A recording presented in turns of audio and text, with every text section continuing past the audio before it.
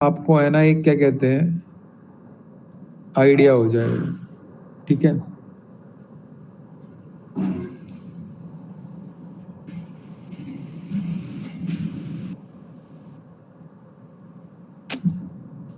देखो पहले मैं आपको आउटपुट दिखा रहा हूँ। सबसे पहले ओपन करते हैं इसको, agentic AI assignment similar agentic AI.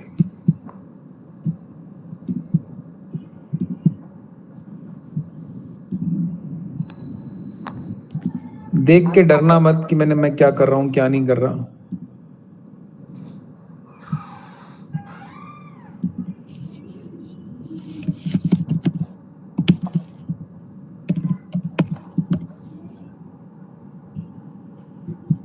देखो मैंने एक प्रोजेक्ट बना रखा है। इस प्रोजेक्ट के अंदर एक एग्जीक्यूटर नाम से फोल्डर है, एक जनरेटेड नाम से फोल्डर है, एक ओलामा नाम से फोल्डर है, एक आउटपुट नाम से फोल्डर है, एक सर्विसेज नाम से फोल्डर है, एक स्टैटिक फोल्डर है, एक बेसिक टेम्पलेट नाम के फोल्डर है, एक वर्कस्पेस नाम से फोल्डर है।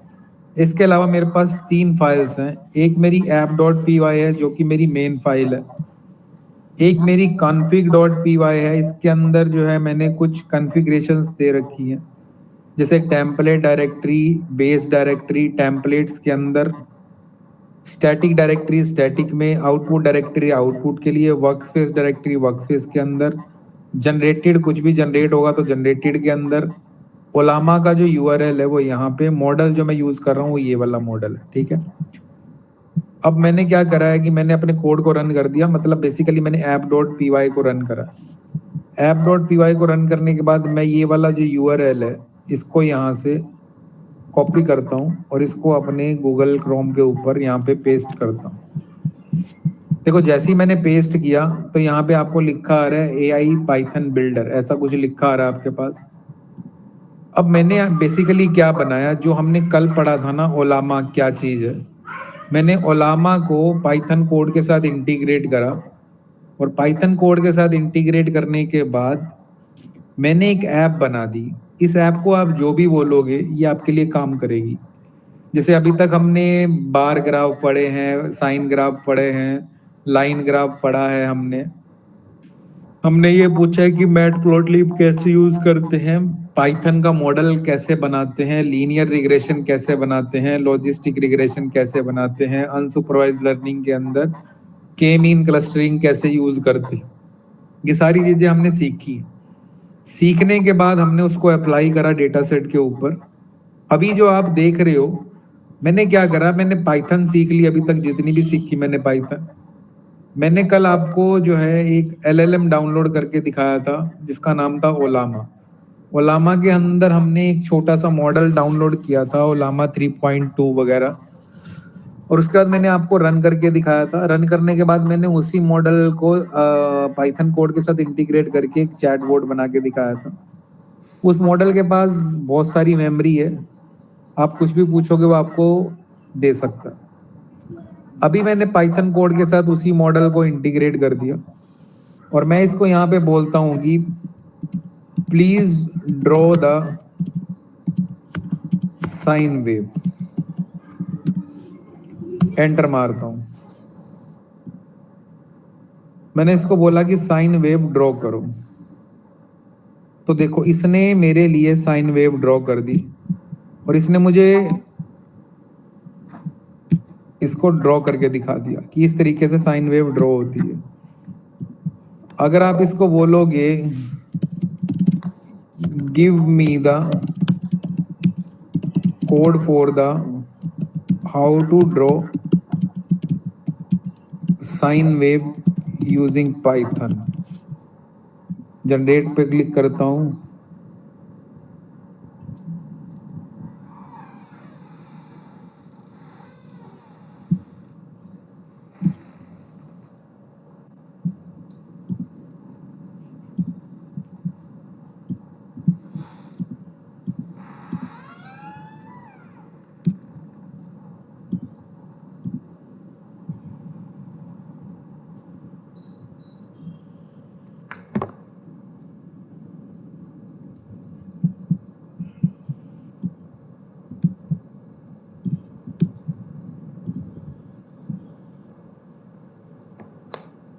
देखो इसने मुझे यहाँ पे कोड भी दे दिया, ये देखो ये कोड दिख रहा होगा आपको। रुको मैं यहीं पे खोल के दिखाता हूँ आपको, दिख जाएगा।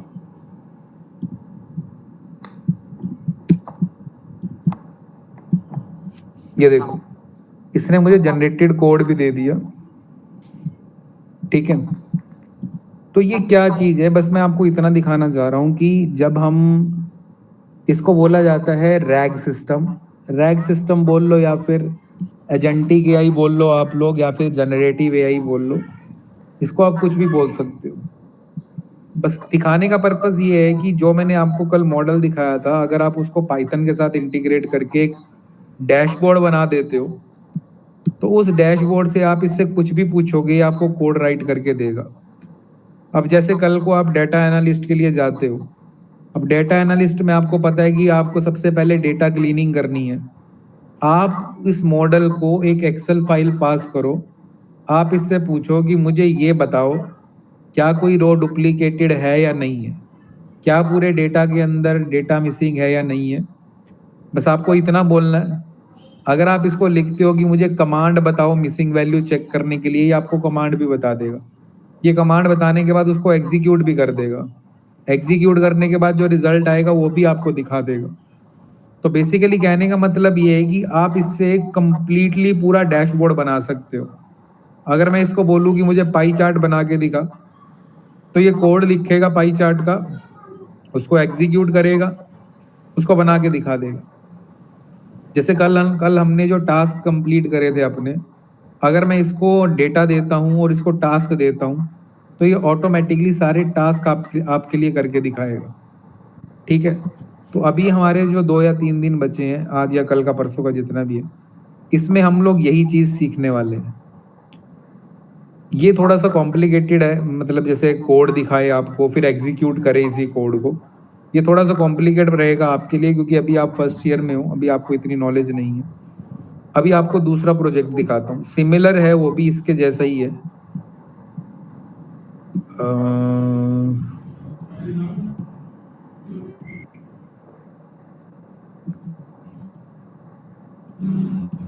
देखो सेकंड जो प्रोजेक्ट है ना, वो मेरा ये है,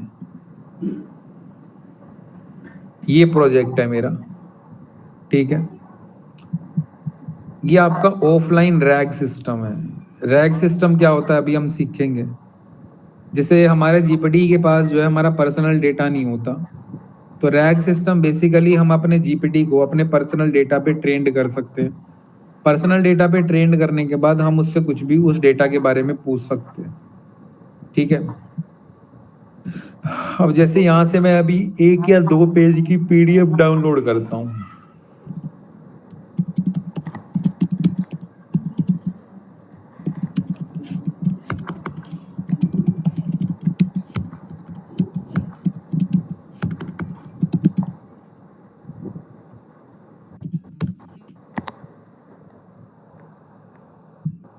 जैसे ये मेरी पीडीएफ है, एक ब्रीफ इंट्रोडक्शन टू एआई है। इसके अंदर 9 पेजेस हैं, ठीक है। इसको मैं डाउनलोड कर लेता हूँ। अब ब्रीफ इंट्रोडक्शन टू एआई, मैं ब्राउज फाइल पे जाऊंगा। ये मुझसे पूछेगा कि आप मुझे किस डेटा पे ट्रेंड करना चाहते हो, तो मैंने इसे बोला कि मुझे आपको इसके ऊपर ट्रेंड करना है। तो जैसे ही मैंने इसको ये वाली पीडीएफ दी, इसने कहा कि इंडेक्स सक्सेसफुली, मतलब अब आप इसमें से इस फाइल में से क्वेश्चन इससे पूछ सकते हो। जैसे इसके अंदर आप देख सकते हो क्या लिखा हुआ है। मैं इससे पूछता हूँ कि please give me the references, ठीक है।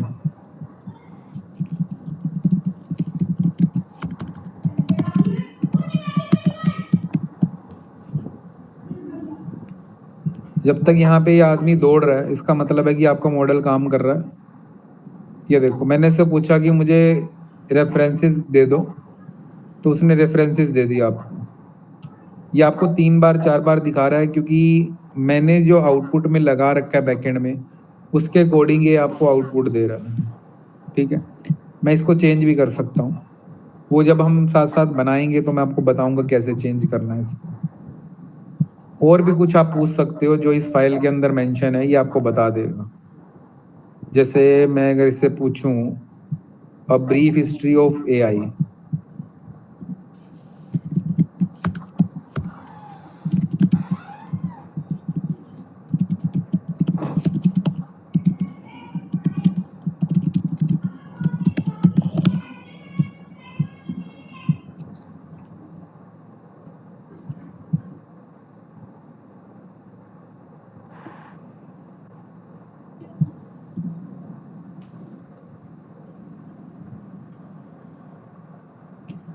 9050 9060 9050 9060 9077 2021 2015 2011 2015 जो पूरे के पूरे यहाँ पे लिखा हुआ था इसने आपको निकाल के दिखा दिया। ठीक है, तो बेसिकली बताने का पर्पस बस यही है कि आप एक ऐसा सिस्टम बना रहे हो जिसके अंदर आपने एलएलएम लगा रखा है। एलएलएम को आप किसी भी डेटा के ऊपर ट्रेन कर सकते हो, चाहे वो पीडीएफ है, एक्सेल है या फिर टेक्स्ट फाइल है। आपको बस क्या करना है, जो हमने कल मॉडल पढ़ा था उस मॉडल को इंटीग्रेट करना है अपनी पाइथन फाइल्स के साथ। जैसे जैसे अभी जैसे आप पीडीएफ चढ़ा रहे हो, एक्सेल चढ़ा रहे हो या टेक्स्ट चढ़ा रहे हो, इस टाइप का एक कोड लिखना है जो पीडीएफ, एक्सेल, टेक्स्ट ये सब ले सके। ब्राउज कैसे करना है उसका कोड लिख सको आप। ये सारी चीजें हम बनाने वाले हैं, एक एक करके बनाएंगे। पहले समझेंगे कि ये होता क्या है, समझने के बाद मैं आपको एक कोड स्ट्रक्चर दिखाऊंगा किस टाइप से हमें बनाना है, फिर एक एक करके हम फाइल बनाते जाएंगे। ठीक है, तो अभी समझते हैं कि ये है क्या चीज। देख के डरना मत, कुछ समझ में नहीं आएगा तो पूछ लेना। बस पहले आपको कॉमन सेंस से समझना है कि ये है क्या चीज।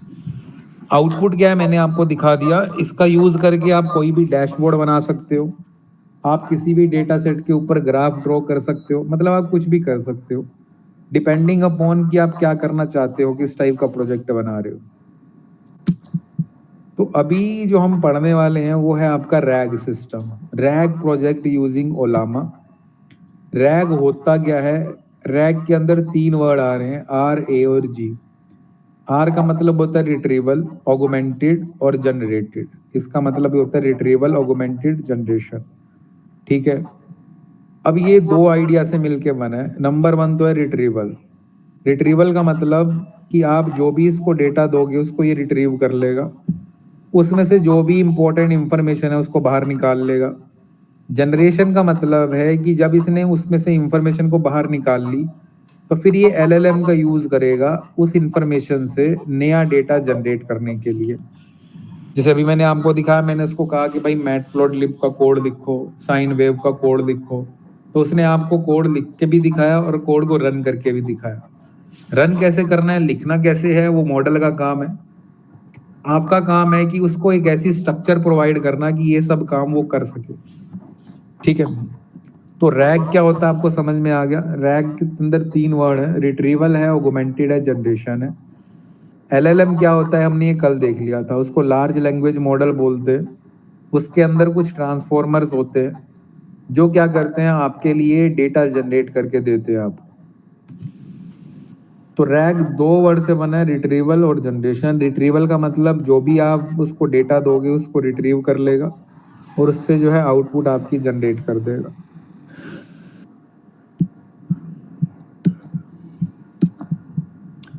अब आता है next question, why do we need RAG. ठीक है, अब हमें रैग चाहिए क्यों है, पहले वो समझ लेते हैं। अब आप सपोज करो कि आपने एक कॉलेज की हैंडबुक को अपलोड कर दिया जिसके अंदर एग्जाम डेट्स हैं, अटेंडेंस रूल है, फीस स्ट्रक्चर है और फैकल्टी डिटेल है। तो आप उससे पूछो कि भाई मिनिमम अटेंडेंस क्या चाहिए। जो नॉर्मल मॉडल होगा लामा 3.2 उसको ये आंसर नहीं पता, क्योंकि वो पहले आपकी हैंडबुक पे ट्रेंड ही नहीं हुआ। तो जब हमारा मॉडल जो है, या मैं आपके जीपीटी से ही पूछूं कि भाई मेरे कॉलेज की मिनिमम अटेंडेंस का क्राइटेरिया क्या है, उसको नहीं पता, क्योंकि वो मेरे मॉडल के मतलब जो मेरा कॉलेज है उसके डेटा के ऊपर ट्रेंड ही नहीं है। तो फिर क्या करना पड़ेगा हमें, जब उसको पता ही नहीं है तो वो आंसर भी नहीं दे पाएगा। तो अगर आप चाहते हो कि आपका जीपीटी जो है उस बारे में आंसर कर पाए, तो हमें रैग बनाना पड़ता है। रैग का मतलब रिट्रीवल ऑगमेंटेड जनरेशन। रिट्रीवल का मतलब पहले वो उसके बारे में सारी इंफॉर्मेशन रिट्रीव कर लेगा। रिट्रीव कैसे करेगा? वो पूरी की पूरी हैंडबुक आप उस एलएलएम को दोगे कि भाई ये मेरी हैंडबुक है, इसको अच्छे से रीड कर लो। अब मैं आपसे इस बारे में जो कुछ भी पूछूंगा, आप मुझे उसका आंसर इसमें से ढूंढ के दोगे। ठीक है? तो रैग सिस्टम क्या करेगा? नोटबुक को रीड करेगा, उस पेज को ढूंढेगा जहाँ पे अटेंडेंस के बारे में डिस्कस हुआ है, जो भी उसको मिलेगा एलएलएम को भेजेगा।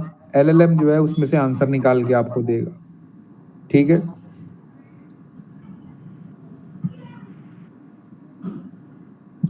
अगर हम रैग का यूज नहीं करते तो आप जो भी कुछ पूछना चाहते हो आप एलएलएम को देते हो, एलएलएम आपको आंसर दे देता है।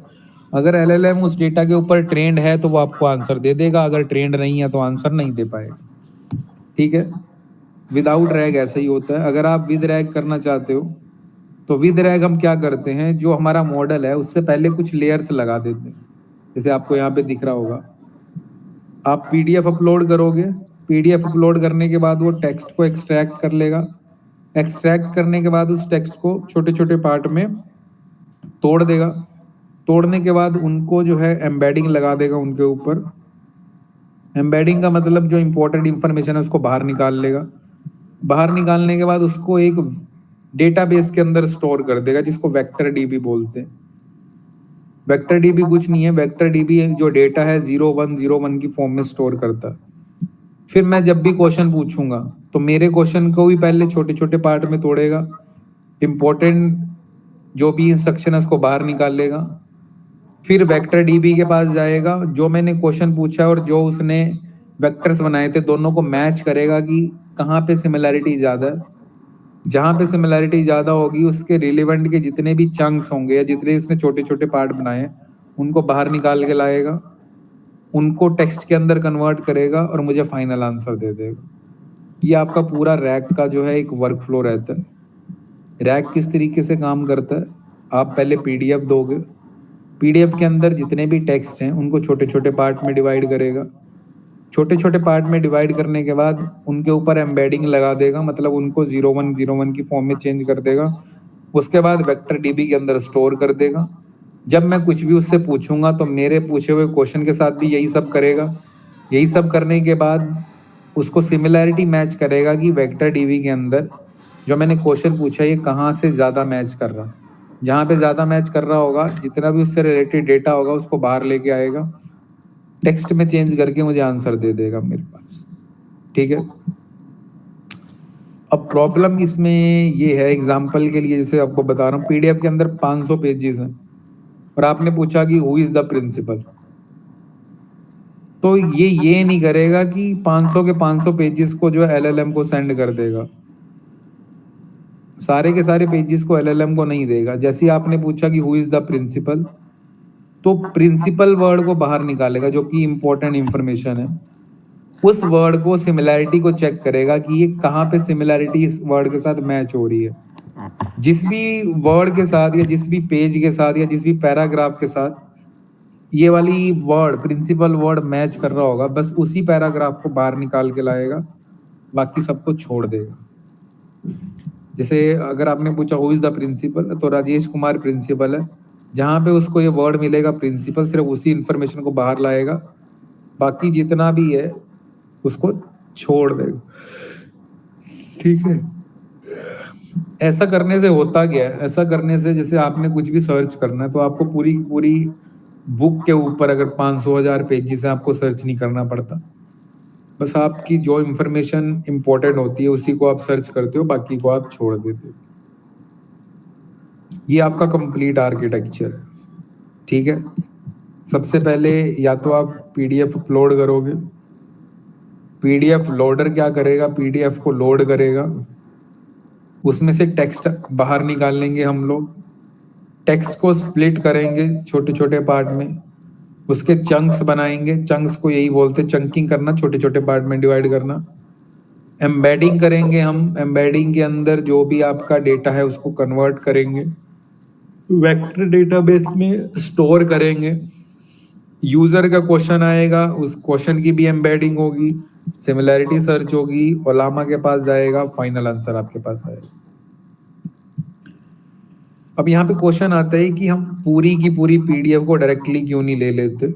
मैं आपको ऑलरेडी बता चुका हूँ, डायरेक्टली इसलिए नहीं ले सकते क्योंकि डायरेक्टली लोगे तो आपकी कॉम्प्लेक्सिटी बढ़ जाएगी और आपको टाइम भी ज़्यादा लगेगा इंफॉर्मेशन को फाइंड आउट करने के लिए। जैसे एग्जांपल के लिए मान लो कि आपकी पीडीएफ में 500 पेज है, 500 पेजेस का मतलब है कि रफली आपके पास 2 लाख वर्ड्स हैं। अब जो मॉडल है हमारा एलएलएम है, वो इतने टेक्स्ट को एक बार जो है प्रोसेस नहीं कर सकता।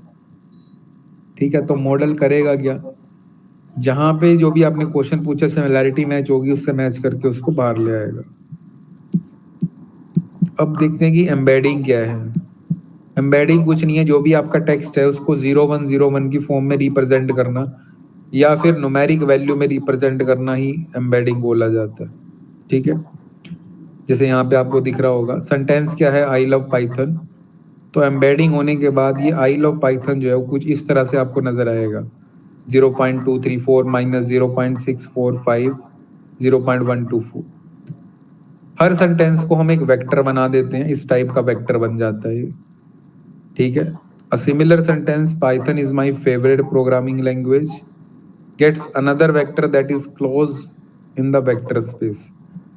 जैसे सेंटेंस है Python is my favourite programming language, इसको भी सेम वेक्टर में बना के स्टोर कर देंगे।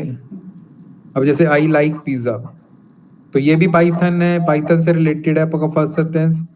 सेकंड भी जो है पाइथन से रिलेटेड है, थर्ड वाला आई लाइक पिज्जा। तो जो सेंटेंसेस जैसे पाइथन है, I love Python, Python is my favourite programming language, तो ये दोनों जो वेक्टर हैं ये पास पास होंगे। जैसे ही मैंने बोला आई लाइक पिज्जा, पिज्जा का पाइथन से कुछ लेना देना नहीं, तो ये जो वेक्टर है ये बहुत दूर होगा इस पाइथन वाली उससे। ठीक है, तो इस तरीके से हम एम्बेडिंग करते हैं। एम्बेडिंग का मतलब आप नॉर्मल सिंपल लैंग्वेज में ये समझ सकते हो कि जैसे मैं कोई सेंटेंस पाइथन के बारे में लिख रहा हूँ तो पाइथन पाइथन पाइथन, जहाँ पे भी आपको पाइथन दिखेगा वो सारी इंफॉर्मेशन एक जगह आ जाएगी। जैसे पिज़्ज़ा की बात कर रहा हूँ तो पिज़्ज़ा पिज़्ज़ा पिज़्ज़ा ये सारी इंफॉर्मेशन दूसरी जगह चली जाएगी।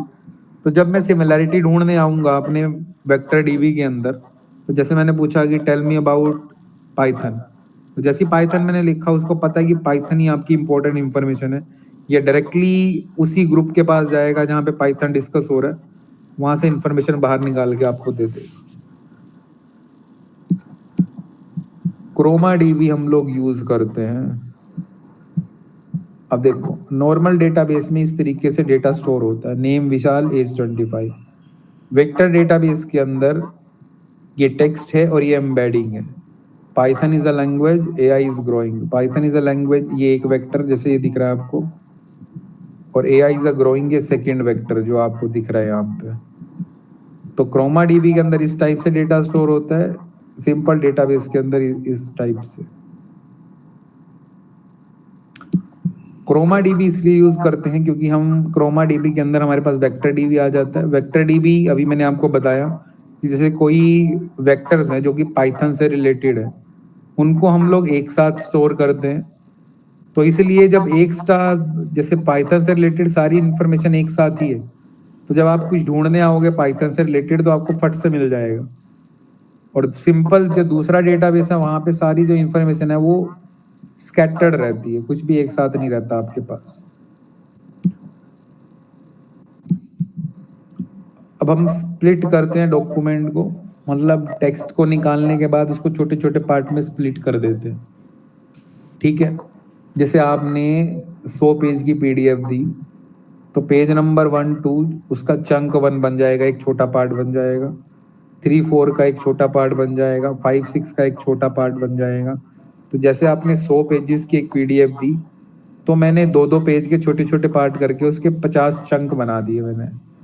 ठीक है, हर चंक के अंदर, हर छोटे पार्ट के अंदर अप्रोक्सीमेटली 1000 कैरेक्टर्स है। अब होगा क्या कि जब मैं सिमिलैरिटी ढूंढने जाऊंगा, तो अगर मुझे स्टार्टिंग में ही सिमिलैरिटी मिल जाती है तो वहीं से मुझे इंफॉर्मेशन मिल जाएगी, अदरवाइज मुझे पूरे डेटा के ऊपर प्रोसेसिंग करनी पड़ेगी। तो इससे होगा क्या, फास्टर रिट्रीवल, बेटर एक्यूरेसी हो जाएगी, स्मॉलर प्रॉम्प्ट्स हो जाएंगे और मेमोरी यूसेज भी कम हो जाएगा मेरे पास। उसके बाद इसी के अंदर एक टर्म आती है ओवरलैप करना, ठीक है। अब ओवरलैप क्या चीज है, जैसे चंक 1 और चंक 2 ये दोनों हम ओवरलैप्ड रखते हैं। कैसे, जैसे artificial intelligence is changing the word, ठीक है। चंक 1 के अंदर आधा सेंटेंस है, चंक 2 के अंदर आधा सेंटेंस है। Artificial intelligence is changing the word, आधा सेंटेंस चंक 1 में, आधा सेंटेंस चंक 2 में। तो सेंटेंस आपका ब्रोकन हो गया। लेकिन जब हम ओवरलैप यूज करते हैं तो चंक 1 के अंदर क्या आएगा, artificial intelligence is changing, chunk 2 में क्या आ जाएगा, इज चेंजिंग द वर्ड। तो दोनों चंक जो है ओवरलैप हो गए मेरे पास। इस चेंजिंग पहले में है, इस चेंजिंग दूसरे में भी है। तो जैसे ही आप चंक 1 से स्टार्ट हो गए तो ऑटोमेटिकली चंक 2 आपका ऑलरेडी जुड़ जाएगा वहां पे। तो इसलिए हम जब भी चंकिंग करते हैं, छोटे छोटे पार्ट में डिवाइड करते हैं, तो ओवरलैपिंग का यूज करते हैं वहां पे। अब आपको अभी तक समझ में आ गया होगा कि मैं क्या बता रहा हूँ आपको। मैंने आपको रैग सिस्टम के बारे में बताया। रैग के अंदर क्या है, हम एक डेटाबेस देते हैं एलएलएम को, वो हमारा डेटा होता है। उस डेटा के ऊपर पहले हमारा एलएलएम ट्रेंड नहीं है, उसको डेटा देते हैं, मॉडल हमारा उस पर ट्रेंड होता है, उसमें से हमें आंसर देता है। लेकिन ट्रेंड कैसे होता है, उसका कुछ प्रोसीजर है। जब भी हम कोई डेटा देते हैं पहले उसमें से वो टेक्स्ट निकालता है, टेक्स्ट निकालने के बाद चंकिंग करता है, चंकिंग करने के बाद एम्बेडिंग करता है, एम्बेडिंग करने के बाद वेक्टर डीबी में उसको स्टोर कर देता है। ये सब क्यों करता है, इसलिए करता है ताकि हमें जो इन्फॉर्मेशन है वो बहुत जल्दी मिल जाए। अदरवाइज अगर हम ट्रेडिशनल डेटाबेस यूज करते हैं तो वहां पे इंफॉर्मेशन आपकी स्कैटर्ड रहती है, ठीक है। अब इसके अंदर कुछ वर्ड यूज हो रहे हैं जो आपको पता रहना चाहिए। रैग क्या होता है, रैग के अंदर एलएलएम क्या चीज है, ये हम कल पढ़ चुके हैं, हमने ऑफलाइन एलएलएम देखा था। एम्बेडिंग क्या चीज होती है, चंकिंग क्या चीज होती है, वेक्टर डीबी क्या होता है, ये सारी चीजें आपको पता होनी चाहिए, इसलिए मैंने आपको बताया, ठीक है। क्रोमा डीबी क्या चीज है, वेक्टर डीबी का ही पार्ट है। स्प्लिट क्यों करते हैं, ताकि जो प्रोसेसिंग है, सर्चिंग हमारी फास्ट हो जाए। ओवरलैप क्यों यूज करते हैं, ताकि जब हम चंकिंग करते हैं तो दो पार्ट में डिवाइड हो जाता है, तो ओवरलैप से हमारे पास इंफॉर्मेशन जो है वो जुड़ी रहती है। अब ओलामा क्यों यूज करते हैं, ओलामा आपका एलएलएम है, ये हमने कल पढ़ लिया था, लार्ज लैंग्वेज मॉडल है। ओलामा रन करने के लिए हमें इंटरनेट की जरूरत नहीं होती, ठीक है। तो ये नंबर 1 पहला बेनिफिट तो यही है कि ओलामा आपका लोकली रन होता है। इंटरनेट है नहीं है फिर भी ओलामा आपका काम करेगा, फ्री ऑफ कॉस्ट है, प्राइवेट है, किसी तरह की एपीआई की रिक्वायर्ड नहीं है। जो भी डॉक्यूमेंट आप बनाओगे इससे वो आपके कंप्यूटर में ही रहेगा, क्लाउड के ऊपर जाएगा ही नहीं, ठीक है। इसलिए हम ओलामा यूज कर रहे हैं। एक तरीके से आप अपना पर्सनल जीपीटी बना रहे हो इसका यूज करके। जो इन्फॉर्मेशन ओलामा के पास है वो तो आप यूज कर ही सकते हो, जो इन्फॉर्मेशन ओलामा के पास नहीं है उस पर आप ओलामा को ट्रेंड कर सकते हो। अब हमारे पास एक लाइब्रेरी आती है जिसका नाम है लैंगचेन। लैंगचेन क्या चीज है, ये एक लाइब्रेरी है जो आपको एलएलएम एप्लीकेशन बनाने के लिए जितने भी बिल्डिंग ब्लॉक्स चाहिए होते हैं वो प्रोवाइड करवाती है, ठीक है। अब आप कहोगे सर कौन से बिल्डिंग ब्लॉक चाहिए एलएलएम एप्लीकेशन बनाने के लिए। अभी आप देखते आ रहे हो, या तो आप पीडीएफ अपलोड करोगे, अगर आप मशीन लर्निंग के एल्गोरिदम्स पे काम कर रहे हो तो आप एक्सेल फाइल अपलोड करोगे, आप सीएसवी फाइल अपलोड करोगे। तो ये सब अब जब आप अपलोड करोगे, अगर आप विदाउट एलएलएम काम करते हो तो आप पांडास का यूज करते हो, मैटप्लॉटलिब का यूज करते हो, एस्केलर्न का यूज करते हो। लेकिन जब आप ओलामा का यूज करोगे तो वहां पे आपको ये सब करने के लिए ओलामा ये सब नहीं करेगा। लैंगचेन एक कंप्लीट आपको जो है ये सारी की सारी चीजें प्रोवाइड कर देता है। डॉक्यूमेंट लोडिंग भी लैंगचेन प्रोवाइड कर देगा, टेक्स्ट को स्प्लिट करना, एम्बेडिंग करना, वेक्टर डीबी, प्रॉम्प्ट हैंडलिंग और रिट्रीवल वर्कफ्लो। अगर आप LangChain का यूज़ नहीं करते तो आपको सारी चीज़ें अलग अलग लिखनी पड़ेंगी, बट LangChain का जब हम यूज़ करते हैं तो सारी चीज़ें हमें एक ही लाइब्रेरी के अंदर मिल जाती हैं।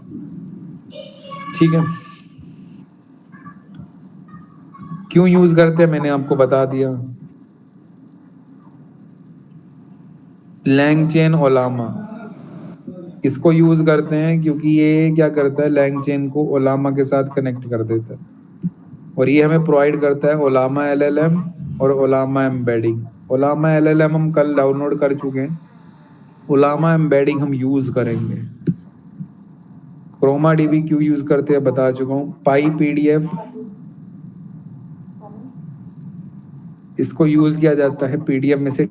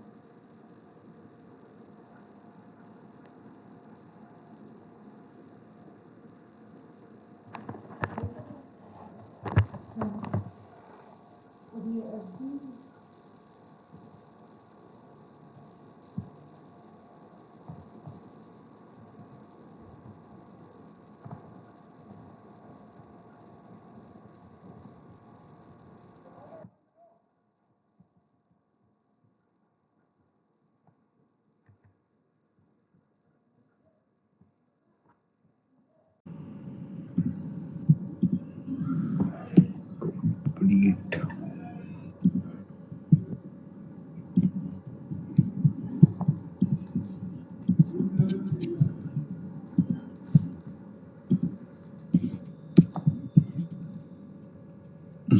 डॉक्यूमेंट आपके व्हाट्सएप ग्रुप पे आ गया है। ठीक है, कोई डाउट है तो आप पूछ सकते हो, नहीं है तो हम वाइंड अप करते हैं। जो डॉक्यूमेंट के अंदर टर्म्स लिखी है वो अच्छे से पढ़ के आना, क्योंकि कल जब हम कोड स्टार्ट करेंगे तो अगर आपको नॉलेज नहीं होगी तो समझ में नहीं आएगा वहां पे क्या हो रहा है। कोई डाउट है तो पूछ सकते हो, नहीं है तो वाइंड अप करते हैं। सर ओलामा इंस्टॉल कैसे होगा? कल बताया था आपने, एक बार बता दोगे फिर से?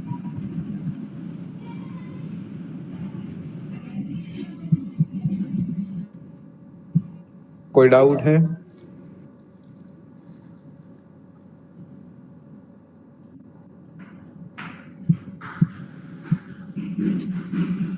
ठीक है, अगर डाउट नहीं है तो वाइंड अप करते हैं। कल जो है इसको थोड़ा देख के आना। हाँ, ओलामा का क्या पूछ रहे हो आप? ओलामा कैसे डाउनलोड करना है? ओलामा डाउनलोड करने के लिए मैं आपको इंस्ट्रक्शंस दे रहा हूँ।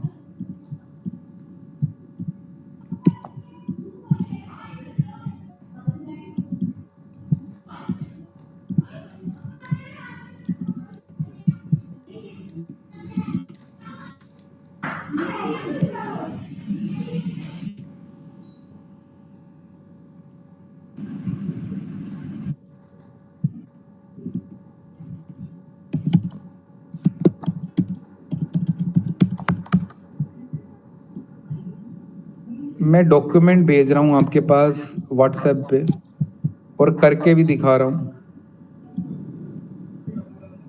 ठीक है, पहले करके दिखा रहा हूँ, डॉक्यूमेंट भी भेज रहा हूँ। पहले समझ लो कैसे करना है। अगर नहीं समझ में आए तो डॉक्यूमेंट के अंदर कमांड्स हैं, उनका यूज़ करोगे तो ओलामा जो है आपका इंस्टॉल हो जाएगा आपके पास।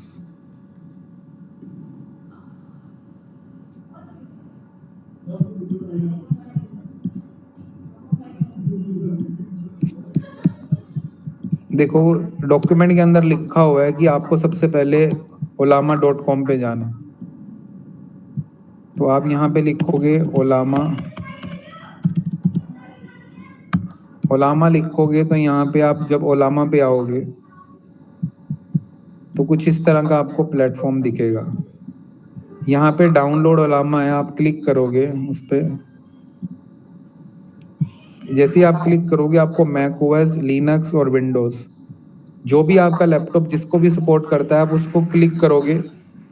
जैसे मैंने यहाँ पे क्लिक करा तो ये डाउनलोड होना स्टार्ट हो जाएगा अपने आप, और ये डाउनलोड हो जाएगा। जैसे ही डाउनलोड फॉर विंडोज़ पे करोगे तो ये आपका अपने ऑटोमेटिकली डाउनलोड हो जाएगा।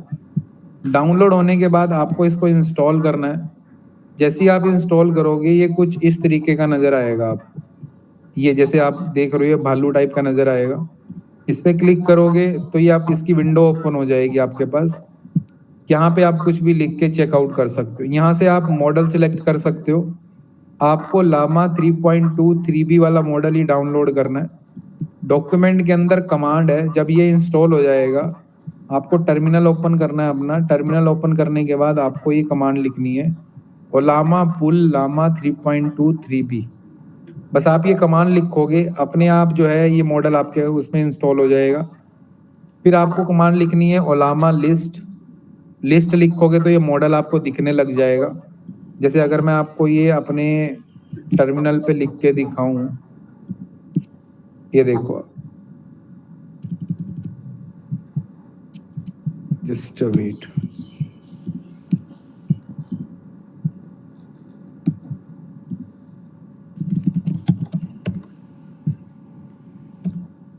जैसे मैं ओलामा लिस्ट लिखता हूं तो मुझे ये मॉडल दिखता है यहाँ पे लामा 3.2 3B। अगर ये मॉडल आपको दिख रहा है तो मतलब ये मॉडल इंस्टॉल्ड हो गया। ये 2 GB का मॉडल है, इसी को इंस्टॉल करना। अगर और कोई मॉडल करोगे तो वो बहुत बड़े बड़े मॉडल्स हैं, मतलब 20 GB 22 GB इतने बड़े बड़े मॉडल्स हैं, ठीक है, उनको मत करना। तो डॉक्यूमेंट मैंने आपको दे दिया, बता दिया कैसे डाउनलोड करना है। इतना करने के बाद जो मैंने आपको कल कोड दिया था उसको जैसे ही आप रन करोगे तो वो कोड आपका रन हो जाएगा। अगर कोड बोल रहा है कि उसको मॉडल नहीं मिल रहा तो मतलब है कि आपके बैकएंड पे लामा रन नहीं हुआ। तो जैसे ही आप ये वाली कमांड लिखोगे ओलामा रन लामा 3.2, इसके बाद आप कोड चलाओगे तो कोड आपका चल जाएगा। ठीक है, कोई और डाउट है?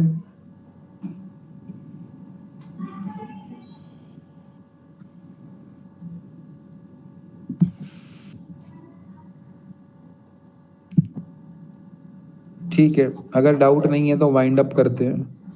कल पढ़ के आना, क्योंकि अब आने वाले जो 2 या 3 दिन है ये चीज़ आपको कोई नहीं सिखाने वाला। तो बेटर ये है कि जब आप आगे बढ़ रहे हो तो इसको सीखते हुए बढ़ो। कल को आने वाले टाइम में generative AI engineer, agentic AI engineer या कोई हैकाथॉन में भी पार्टिसिपेट करोगे तो ये चीज़ आपके बहुत काम आने वाली है। ठीक है, तो अगर डाउट नहीं है तो वाइंड अप करते हैं, बाकी करेंगे कल। कल कोडिंग का पार्ट देखेंगे, रैग कैसे बनाते हैं। ठीक है, ठीक है, वाइंड अप करते हैं।